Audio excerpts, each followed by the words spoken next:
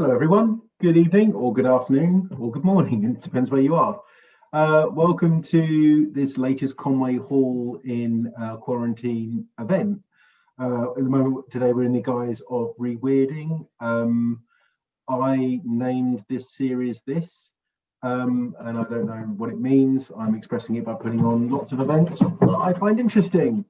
So welcome. If you've not been with us before, Conway Hall is a venue and society in the middle of London, where our charitable mission is to put on talks that sort of stimulate ethical thought and get people thinking more about the world. And Reweirding has a very similar idea. How it goes online is I'll be introducing Shira in a moment. She's going to speak for almost exactly 41 minutes, we think, and then we will take questions from the audience. How we're going to do questions is there's a Q&A box at the bottom of Zoom. If you type your question in there or a rough approximation of it, we can then select you and open up your microphone if you wish, so we can hear you over the event. We're not going to open anyone's cameras, don't worry. If you don't want us to open your microphone, let us know and I will read out your question. And we'll do it that way. If you're of a tweeting persuasion, hashtags are Play Like a Feminist and Reweirding, or tweet at Conway Hall or Shira Chess, and we'll be able to hear from you that way as well. Also, please use the chat for any comments you have. People have been enjoying doing that. Let's have a look. Is that everything covered? Yeah, we'll be finishing before 9 o'clock, if not around 9 o'clock. Thank you. Today's talk, video games, they're a big deal for us all. They've been a bigger deal in the last few months. I've been pretty much existing on Pokemon Go more than anything else in the real world. And there's a very gendered view of video games, I think, even now. Something that I find fascinating. So we invited Shira Chess to come and give a talk based on her new book, Play Like a Why Video Games Need Feminism, Play Like a Feminist. Shira teaches the media studies course, teaches courses in media studies and media writing. She, thank you. Her research focuses on digital studies with an emphasis on gender and gaming. She's also the author of 2 books, Ready Player 2 and Play Like a Feminist. So do please welcome Shira Chess, expert in gaming, to virtual Conway Hall and virtual Reweirding. Thank you. Hi, thank you very much for that introduction, and thank you both to Jeff and Scott for all of your work putting this together. Let me go ahead and share my slides. So again, thank you for inviting me here. This is sort of exciting getting to do this presentation from abroad. And again, thank you to Jeff and Scott for setting all of this up. This is really fantastic. So I was invited here today because I wrote a book which came out earlier this year. The book that I wrote, this book, Play Like a Feminist, was meant as a provocation. And I wrote it in 2018 and 2019 in response to the impending feelings of doom that I had when I thought about the world around me. And as it happens, the world is still pretty messy in 2020. I don't pretend that my book has an answer to all of the things, but I've come here today to ask you to think a little bit less about impending doom and a little bit more about play. It's a book about why we need to think differently about video games, but it isn't just about video games. And it's a book proposing that play should be a core issue of equality and of feminism. My goal was, and still is, that I wanted to write something positive that gave a sense of hope, both to me and to others.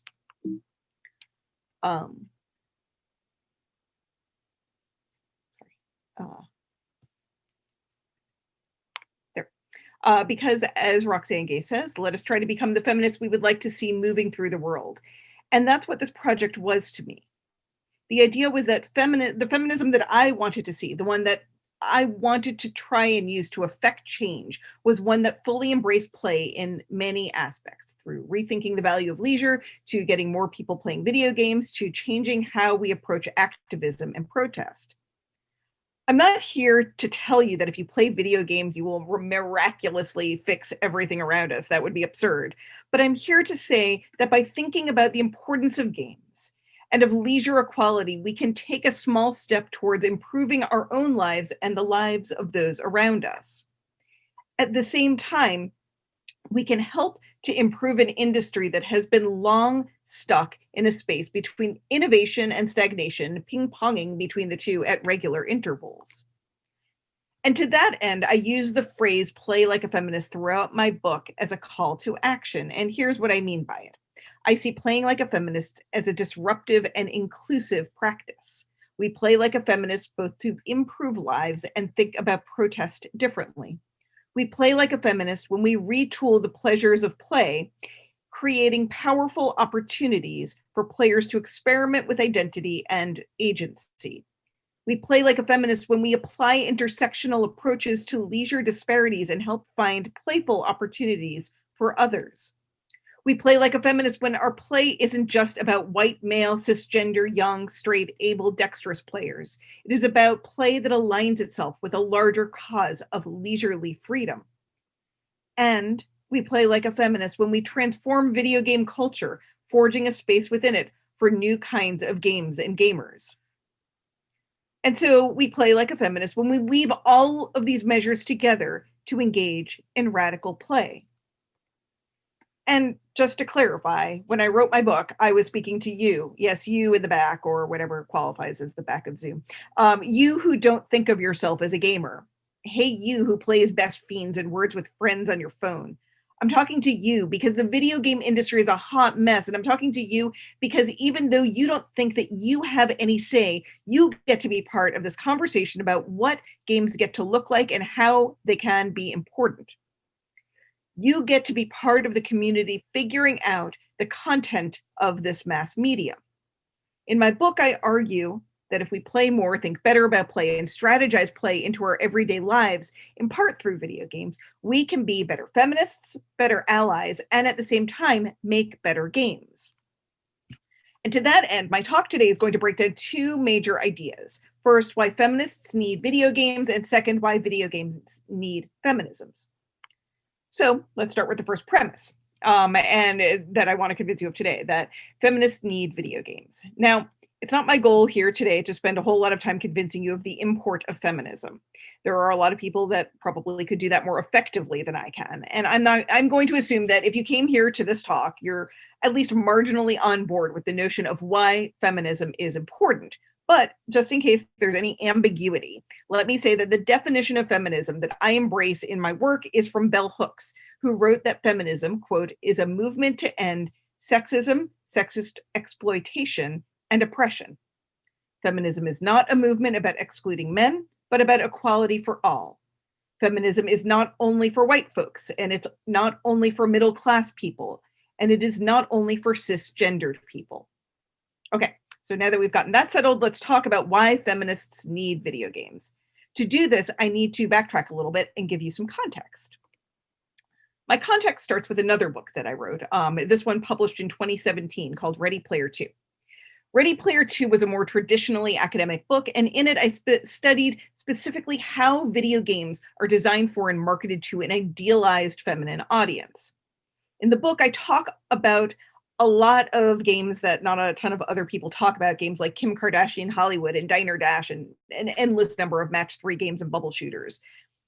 So Ready Player 2 was meant as a response to game culture and to some extent game academics who often narrowly focus on what are referred to as hardcore and AAA games in the industry, and in deference to a masculine geek culture. To that end, I titled Ready Player 2 with an acknowledgement of the popular dystopian novel Ready Player 1. And many of you probably have read the book or seen the film, but for those of you that haven't, Ready Player 1 takes place in a dystopian future where its inhabitants seek solace in an imaginary game world, one that is based on its creators' fetishizations of 1980s popular culture.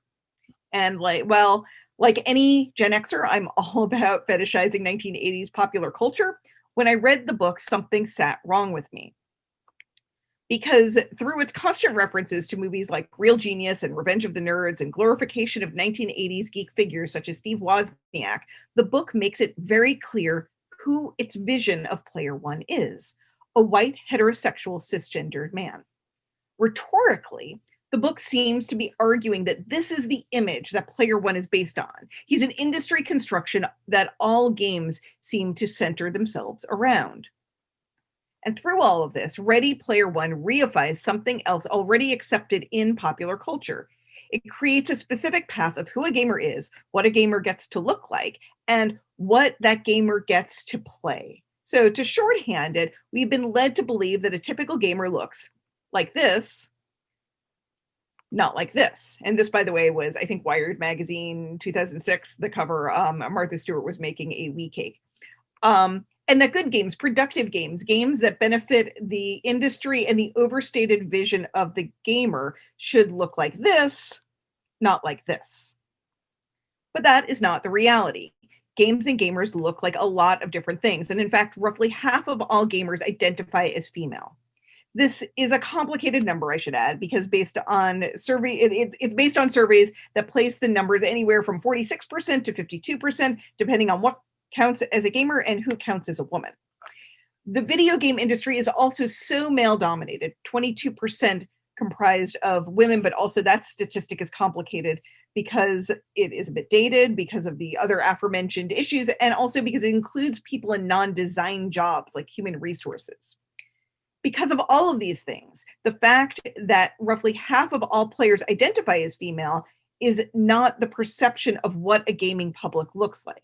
So in reality, it doesn't matter who actually plays video games, the perception is all that matters. And in turn, about half of all game players don't count. They don't get to decide what games are important. They don't get a voice in the future of the industry.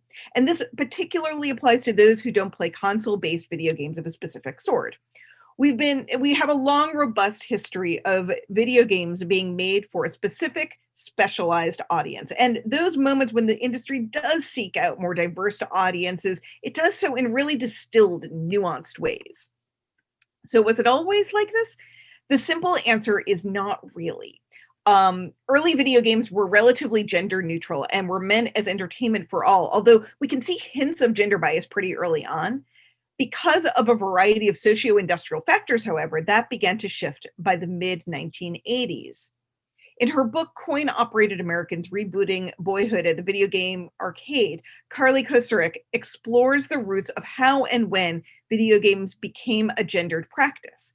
And to this point, the industry really began to lean in and specifically market games to men and boys by the mid-1980s and became a mainstay of boy culture by the mid-1990s.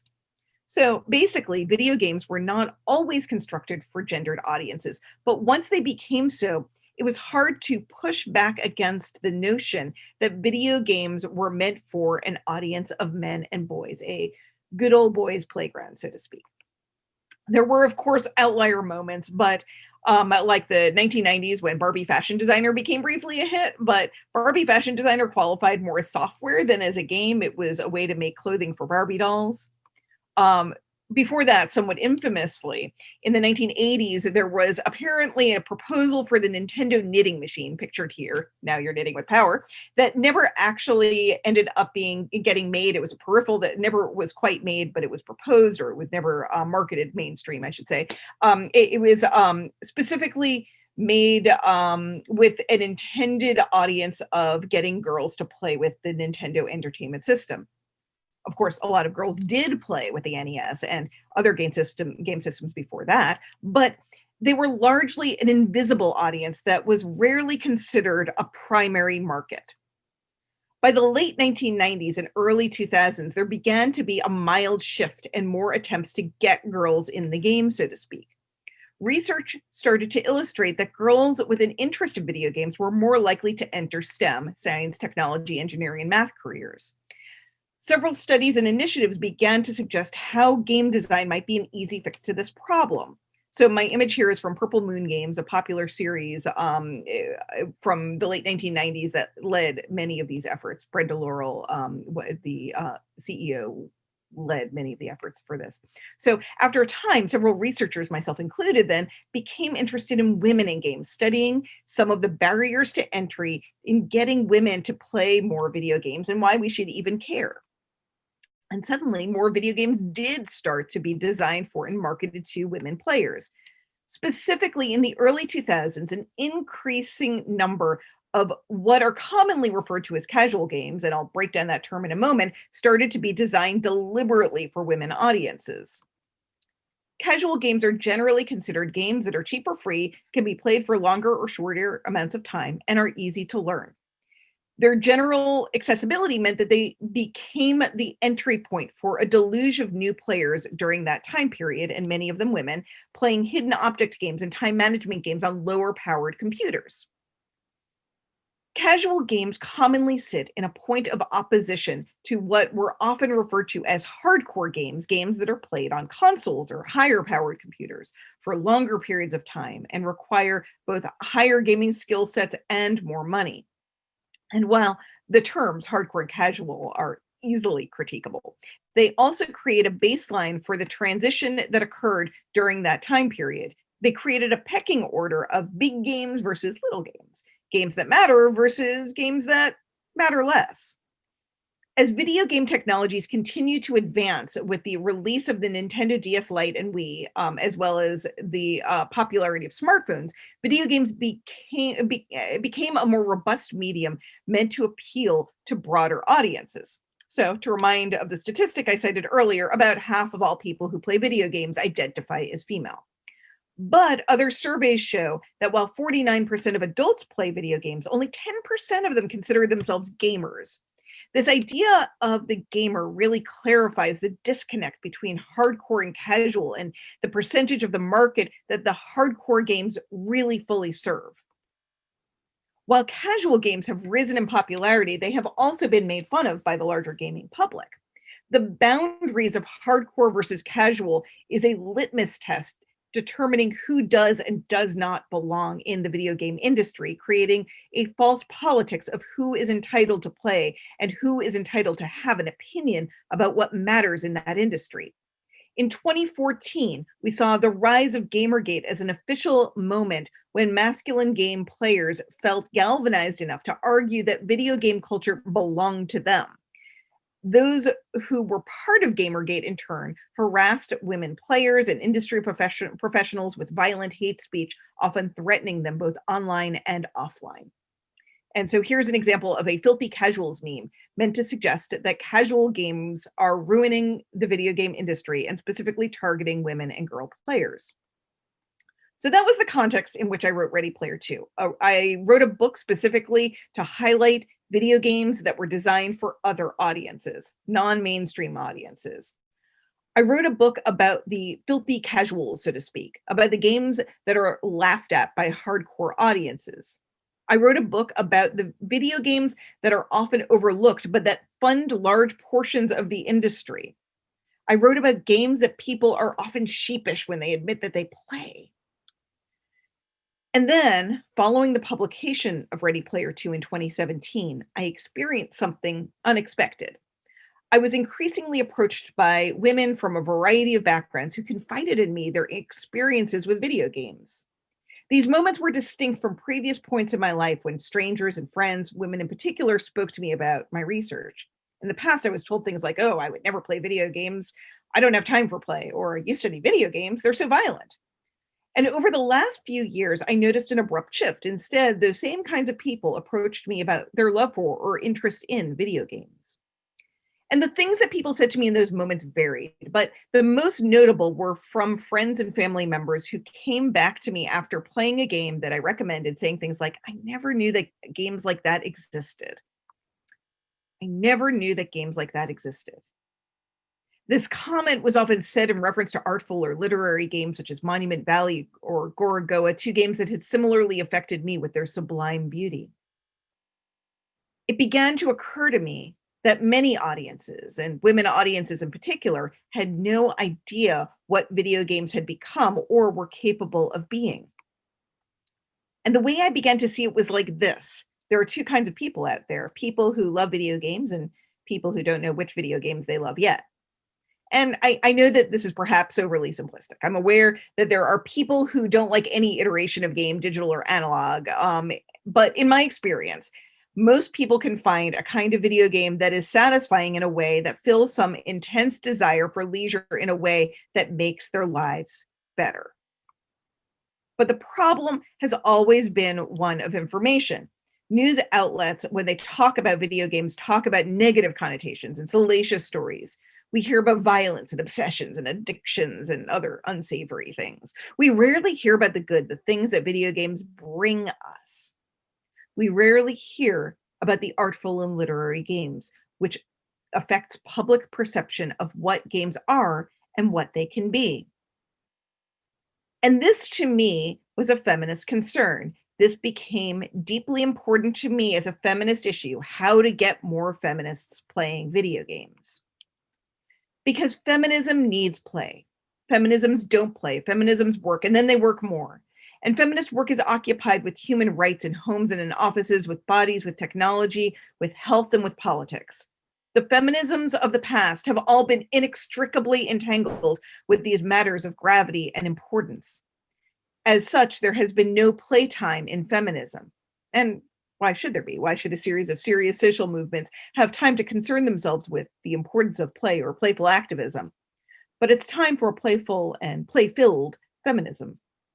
A playful feminism, as I envision it, is a space to advocate for an equality of leisure. Now, video games are part of that, but also part of a broader trajectory of the complex relationship between women and leisure. And by leisure, I'm referring to free, unstructured, non-obligatory time meant to decrease stress and improve lives. And research in leisure studies since the 1980s has demonstrated that there is a gap in leisure equality. This area of research has demonstrated that women specifically have long had a complicated relationship with leisure. To this end, women often describe their leisure in terms of its productivity. Sociologist Rosemary Dean writes that women's leisure is typically leisure that is cheap or free, can be done in short snippets of time, and made to fill all available time. Oddly, or not so oddly, fitting in with the previous definition that I gave for casual games. And so we see examples of this all the time. Leisure gets marketed in really gendered ways, with often productive forms of leisure marketed to feminine audiences and more free-form kinds of leisure marketed to masculine audiences. So back to the original conceit of the section, why do feminists need video games? We need them for two reasons. The first is that, simply put, video games create an opportunity to enact leisure equality. It is a space that has been largely dominated by masculinity until this point, and it is a space where femininity gets largely ignored, harassed, or mocked. A renewed focus on video games creates a new set of opportunities for thinking about leisure equality. The second major reason that we need more feminists playing video games is that playing more video games can help us to strategize better. Here, I'm arguing that playing more video games can make us better feminists.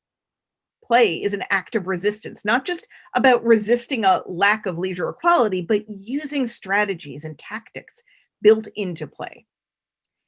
In our political fights, we need to learn to game things out better. We need to glitch out vulnerabilities. We need to mod the game, make a new game, tease out the problems, and find ways to play differently. And no one knows better how to glitch out a game than a gamer. By training more feminists to be gamers, we are essentially training them to more effectively think about systems of oppression and structures that can be beaten. So what do I mean when I say play is resistance? It can mean a lot of different things. We can talk about how we can use play to disrupt the status quo through things like alternate reality games or live action role-playing games. When we play video games, we're embarking on an act of resistance to rethink our situational realities and force us to reconsider the world around us in new terms. These new ways of looking aren't always activist, but they are always a kind of resistance. And to that end, I'm going to break down 3 different ways that we can use play to rethink feminisms: through agency, through empathy, and through community. Cumulatively, These categories can demonstrate the feminist potential of video games. And I'll go through each and then give you a few examples. So let's start with agency. Agency is a term used by activists and scholars to articulate the process of taking action, specifically for speaking against systems of power. After all, having a will to act and call out power is the essence of how we can redefine the status quo of hegemonic power structures. As it happens, agency is also a term that we think about a lot in video game design. Agency in a video game is our will to act, to become part of a game system while also pushing against it. Without player agency, without that will to act, the player will always lose the game. In the real world, we need to think about our agency to affect change, and thinking about games can help us get there. Because video games are agentic training machines.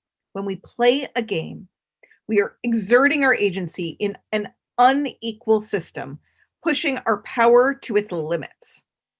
Playing games teaches us how to find that agency, and I would argue exerting agency in a game world can help to teach us how to exert more agency in the real world.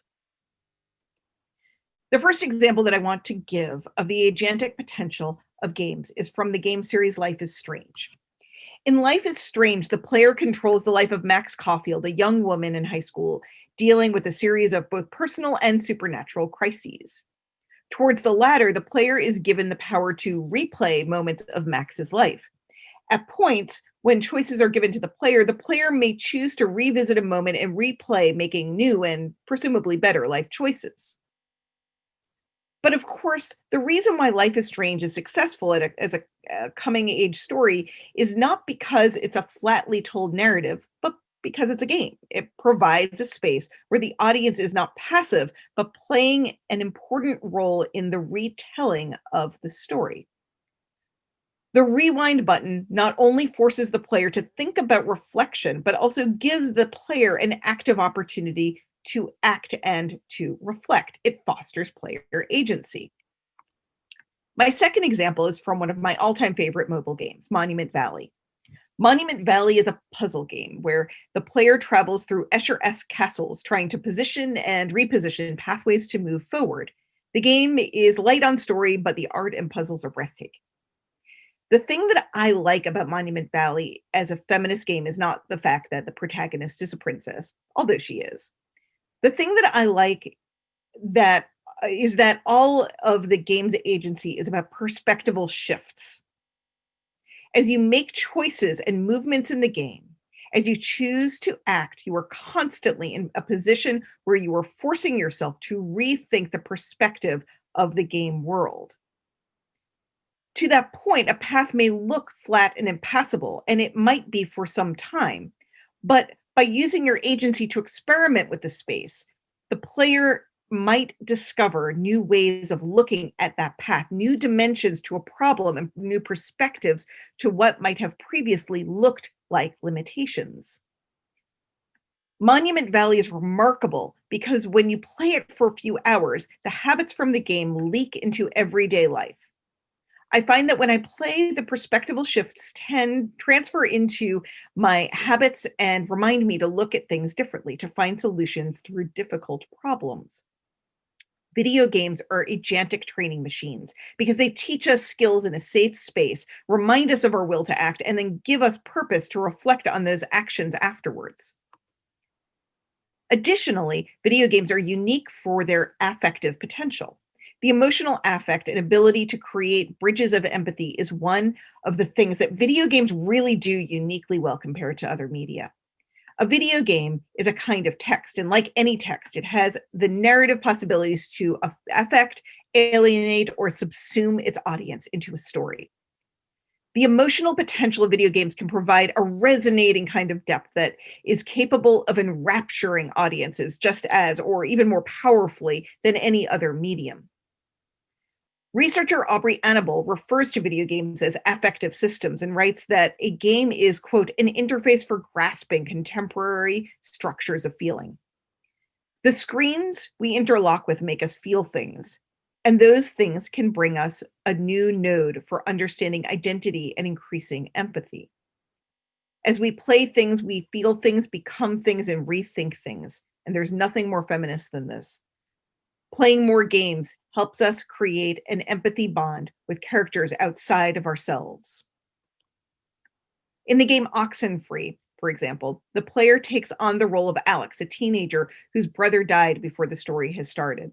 The game begins with her and her friends interacting on a deserted and haunted island alongside her new stepbrother, Jonas. The game's story is an interactive narrative to an extent. The primary acts and plot points of the story remain the same, but the distinctions in how the player experiences the story all relate to affect. If the player is mean to Jonas or her friends, or ignores them entirely, the game results in different outcomes than if they are kind. This results in different endings and outcomes for herself, her friends, and the ghosts that haunt them. The finales, all of them, relate back to the empathy that we have towards Alex and the empathy that Alex has towards others. While the story itself is supernatural, the experiences that we have while playing through it are all quite relatable and realistic. The game forces us to think about the inner worlds of others and finding ways to evade encroaching supernatural forces while doing so. Ritual of the Moon, designed by artist Kara Stone, is a 28-day-long narrative of a witch abandoned on the moon, working through her feelings and choices as a meteor rapidly plummets towards the Earth. You play for about 5 minutes a day, reflecting on the predicament of the main character. Our daily ritual with checking in with the witch and making choices about the future of Earth connects us to our feelings of isolation and forgiveness. It also gives us an opportunity for mindfulness and meditation baked into our digital practices. Opportunities to consider our empathetic practices can function as an act of resistance. We can use empathy to look beyond our own experiences and try to find new ways to be more inclusive in our everyday worlds. And finally, I wanted to mention how play engenders community. We are at an odd moment here in 2020. The world is, in a word, weird. Many of us are isolated and feel the despair of that isolation. We need to feel the camaraderie of other humans. We need more opportunities for community building in a time and a place that meeting in person to work together and conspire together to resist together has become difficult. Video games can provide another vehicle for us to build community virtually. Additionally, the act of playing a game together creates a set of common rules and boundaries that are alternate from real life. The most obvious example of this is the hot game of the moment, Among Us. Among Us, if you haven't heard about it recently, is a social deduction game where players group together and decide who among them is the traitor. Among Us was initially released in 2018, but it didn't become a hit until COVID times because now is the moment that we need more games that give us a sense of community and help us to play together from a distance. Games can create specific instances and opportunities where we can galvanize, coordinate, and resist together. So, circling back to the question that I asked at the beginning of this talk, why do feminists need video games? We need to play more games because by playing games, by getting more people to play, by thinking about structural systems, gaming them out, finding vulnerabilities, and then finding playful ways to combat those vulnerabilities, that's how we win. That's how we make the world better. I might argue that some of the reasons why movements like Gamergate were so successful at their campaigns is that they were movements made up of game players who knew how to work exploits of a system. At the same time, we can use the agentic and empathy building mechanisms already inherent in video games to allow us to see things differently, to understand the world from other perspectives, and to gain agency to think about how to make structural change. So I began the presentation by asserting what to me seems like an obvious point, that video games need to matter to feminists. However, I'm also here to argue the reverse point. Feminisms need to matter more to video games, both the industry at large and those individuals that are beholden to that industry. Now, this might seem counterintuitive. To some extent, the video game industry has been at odds with feminism in a variety of ways for some time. whether that's in critique of the absurdly proportioned Lara Croft or in response to the toxicity promoted within Gamergate. Yet, to think of feminism and video games as at odds with one another is wrong-headed.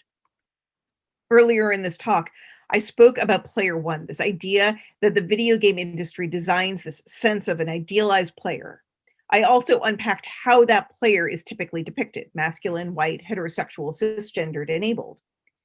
This image of player one as the core market has served a portion of the video game industry marginally well. It has resulted in innovation in one specific big bucket sector: hardcore AAA games.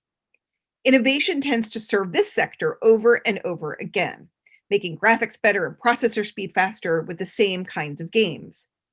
But the focus of appealing to that singular market also limits innovation of the industry. Video games as a format and medium are in need of a creative, platform-expanding metaphysical explosion. There are ruts and assumptions that have for so long ruled how things are done. By appealing to a singular audience or a few core audiences, we are missing opportunities for innovation, creativity, and dramatic overhauls of how we think about games and play. An example of this is the central premise of Christopher A. Paul's Toxic Meritocracy of Video Games: Why Gaming Culture is the Worst. Paul's argument is that the philosophy of meritocracy is the dominating premise of most video games and consequently a damaging force in video game culture. Chris Paul links these trends, suggesting that the one hinges on the other. So then the question becomes, if we rethink some of the underlying philosophies of video games, if we invite in new ideological premises that are meant to destabilize and disrupt, what might video games look like? To my mind, they can only look better. Video game audiences have already begun to diversify. In recent years, it has been, ironically, the occurrences surrounding Gamergate that has made the presence of feminist gamers more obvious. Gamergate has galvanized many of the disenfranchised voices that have been engaging in game culture, both quietly and not so quietly, for decades now. But even more importantly, an increasing number of feminists are also en route to becoming gamers. The medium of video games is still quite young, and the market is still figuring itself out.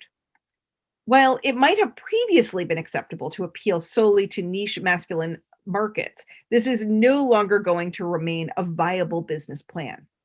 As the market continues to grow up, diversity is a glorious inevitability, and one that the industry should wholeheartedly embrace. But there is more at play in why feminism should matter to video games than simply expanding the market. Thinking about feminism can make video games better. We've already seen hints of this change. While not all women are feminists, and not all feminists are women, the shifting demographics of the video game industry illustrates that new technologies, new audiences, and new ways of thinking about what a video game can be have only helped to push the medium. Earlier in this talk, I referenced statistics that only 22% of the industry identified as female. But what's remarkable about this number is the dramatic speed that got it there. In 2009, the video game industry was composed of only 11% women, and that number doubled to 22% by 2014. In that time, we have seen an explosion of new kinds of games and gaming. Some of this, of course, is due to rapid technological developments. Yet, technology can only revolutionize so much. And I would argue that the truly innovative and artful video games that we have seen in the past decade are due to the slow but steady diversification of who is making video games. Video games need feminism just as much as feminism needs video games. So what happens if we imagine audiences differently? What happens if we pull in new audiences who are still figuring out what they might like to play and how they might want to play it? What happens if, rather than assuming that video games are just for your high school brother or your middle-aged dad, we start assuming that games are for your grandmother or for working moms or for genderqueer teens? What happens if we stop deciding the specific identity of who gets to play altogether and make more games for more people? all of a sudden we serve two purposes: innovating content and structure of what we are making, and also encouraging leisure equality. And at the same time, we are, as I already noted, providing new tools for thinking about resistance. The history of the video games and the video game industry is overwhelmed with stories that reinforce patriarchal culture and at the same time create opportunities to push back against that very culture. It is impossible to look at the cultural history of gaming and not assume that gaming narratives wouldn't be overwhelmed with the same masculinity that has guided the industrial economy of the medium for decades.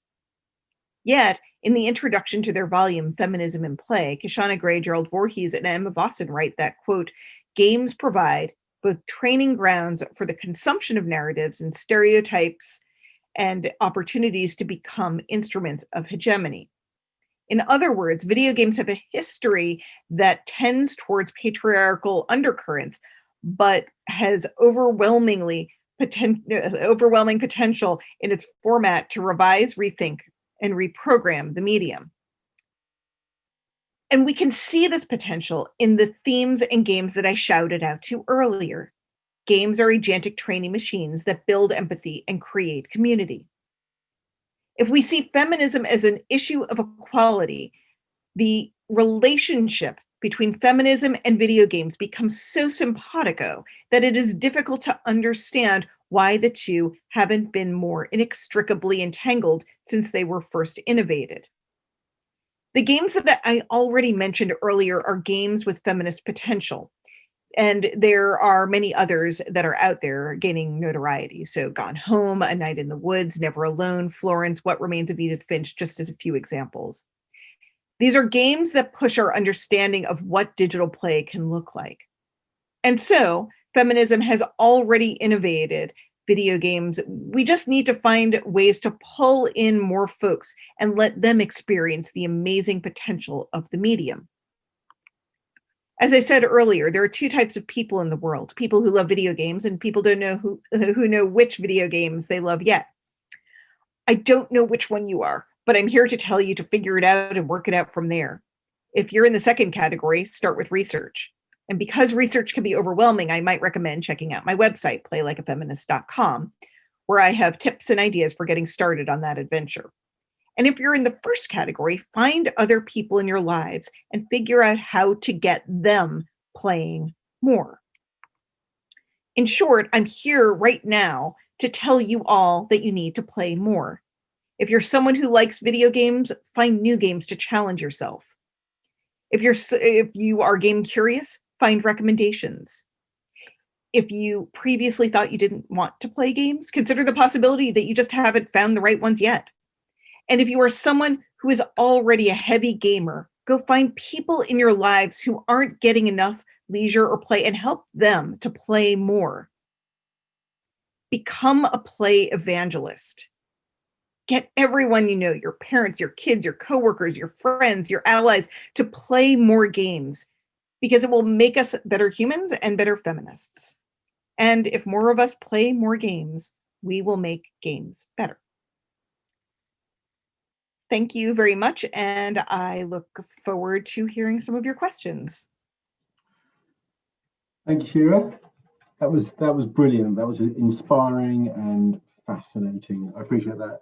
I'm not going to try and get my dad to play more games. I'm haunted by trying to get him to play Manic Miner, and he just ploughed the miner straight into a poison mushroom and just said, right, well, the poison mushrooms have got me. The poison of opportunity. And that was it. I'm haunted by my dad walking up the room shouting that to my front brother. Fair enough. So we do have questions in already. Please put your questions into the Q&A box. Graham, are you there? You've got a question through a comment, haven't you? Yeah, that's right. Yeah, I have indeed. Yeah. Hi, Shira. Hi.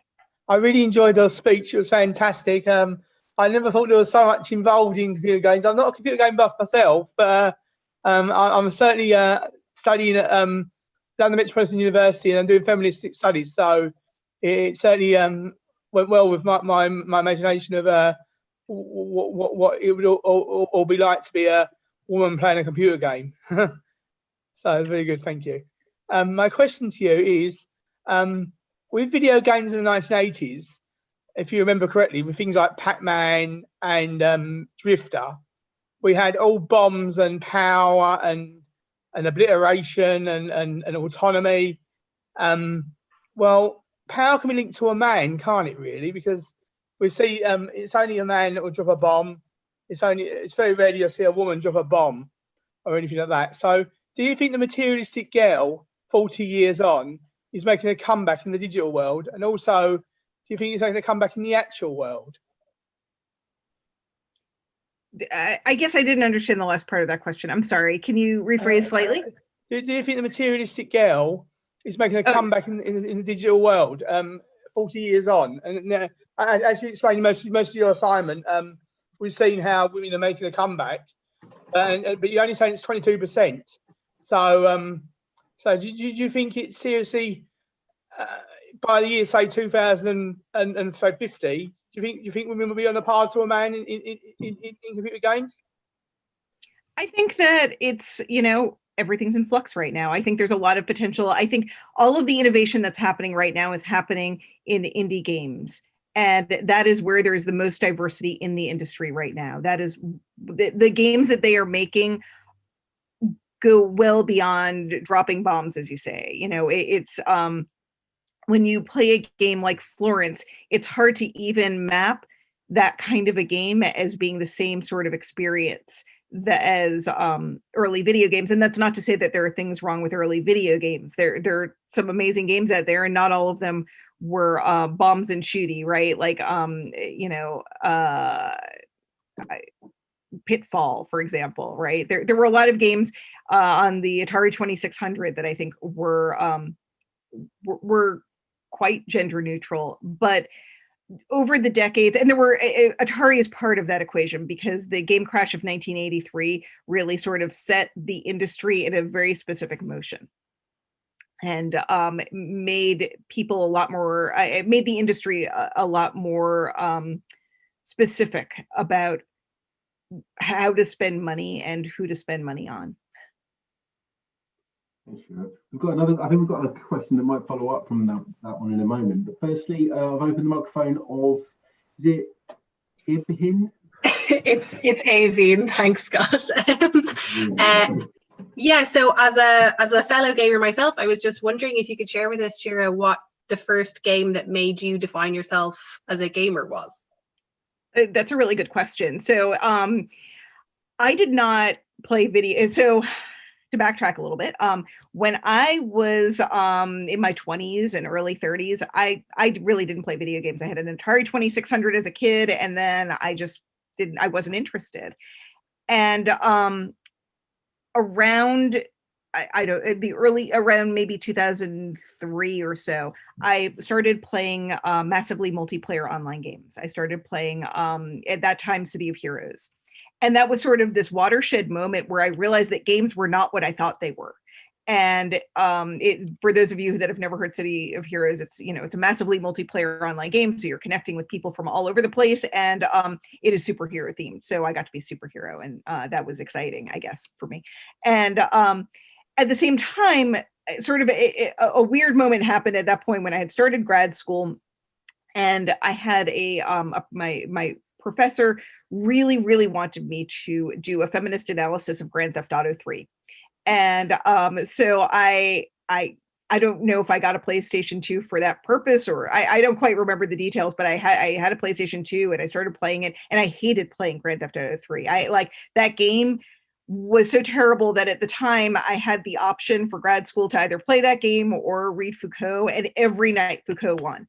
I was just like, no, I can't do this. And I started to ask myself the question, well, what's going on here? Why is it that I am so deeply resistant to this kind of console gaming? And so a lot of it was struggle for me, trying to figure out where I fit in the industry, and what made sense, and sort of this chopped liver moment where when the girl games movement started happening, where I started asking, everybody was asking, how do we get more girls to play video games? And my thought was, well, what am I, chopped liver? Why is nobody interested in why I don't play video games? Yeah, no, that's really interesting. Thanks so much for answering my question. Sure. Next question is Johanna or Joanna. It's a similar idea on gendering in games that I think Graham was heading towards. If you are there. Okay, I'm going to start reading out the question. So she asks, what's your opinion on strategy video games, example, Command Troops? Can they be considered general neutral? I mean, I think anything can be considered gender neutral. I think that, I think that it's a question of how the industry positions them. I mean, first of all, you can reskin any game, right? Not any game, but a lot of games to sort of appeal to different demographics and think about different demographics in new ways. So an example that I like to think of for that is Invest Express games, like Farmville, say the Ville games. Those are so absolutely catering to this feminized audience. That is who is expected to play them. There's an understanding within the industry that that is the core audience for that kind of game, and yet all of the mechanics, all of the style sort of gets flipped when you look at a game like Clash of Clans, which is very much targeting more masculine audiences, some even gender neutral audiences, depending on I've spoken, at one point I spoke to a mom at a birthday party who told me that 3 generations of her family all play Clash of Clans together, which I thought was pretty fabulous. It was a few years ago when Clash of Clans was bigger. But that game itself is, the style of that game got reskinned for different kinds of audiences and meant to appeal to different kinds of audiences. So I think that it's about thinking more about expanding out and what games can be. I hope that answered your question. Yeah, that sounds good. I've never played Clash of Clans. So next question is from Beth Charlie, I think, which is about inclusion in video games. Beth, if you're there, it'd be great to hear from you. Otherwise, I can read your question out. You are. Hello. Hello. I'm holding a lot of grief at the moment that intersectionality doesn't seem to want to include ableism and disability as well. So I really enjoyed the nuance of what you wanted to cover in the talk in terms of representation. And I've written here, can you talk about, if you can, the inclusion of access-centered or disability justice and video games? Because especially during a pandemic, feminism needs to counter everyday ableism and look long and hard about who is missing from the room. And disabled people often don't have this right to play because we're not seen as productive by the social contract, or play is focused towards conformativity, normativity, and masking. Absolutely. And I think that those are the questions we should be really talking about. Who is getting excluded actively, and or even by nature of laziness, and innovating in the video game industry, being more inclusive, finding more people and thinking about how they too can enjoy this form of leisure is, the best possible way to expand what games get to be and who gets to consume those games. I really appreciate the question. I don't have firm answers about what to do. I think the answer is getting more different kinds of people with different kinds of disabilities working in the industry, because the best way to diversify in a variety of ways is to include in making practices. As long as it's not tokenistic representation and effective platforming, because a lot of the time when you're fighting for your basic needs to be met from a place of scarcity because of, jumping through the hoops of being on benefits and stuff, we don't get opportunity to then also play. So sure.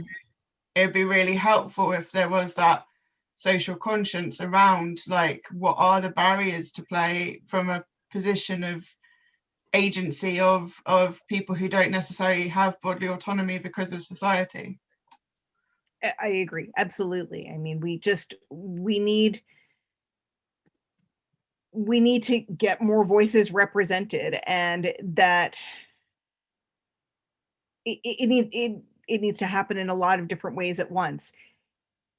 Feminism needs to be having a conversation about who counts as feminist and who is being represented in equality. We've no more questions. That seems like a good place to end this conversation. Shira, thank you very much. That was an amazing talk, and really enjoyed it. Thank you everyone for your questions. I don't know what else to say. I agree with everything that's been said today. So that's really good. Really appreciate you speaking to us. Well, thank you for inviting me. I've really enjoyed speaking to you all. Yeah. Thank you. All right, take care. And take care. Yeah, absolutely. Take care, everyone. We're still going to be online for a little while. Lots of good comments coming in. So thanking you on the chat. That's great. Until we can all go back to Conway Hall. But I think even then we'll still be doing online events. But yeah, thank you, everyone. Stay safe, stay okay, and we hope to see you again too. Thank you again, Shira. Thank you. Thank you. Thanks.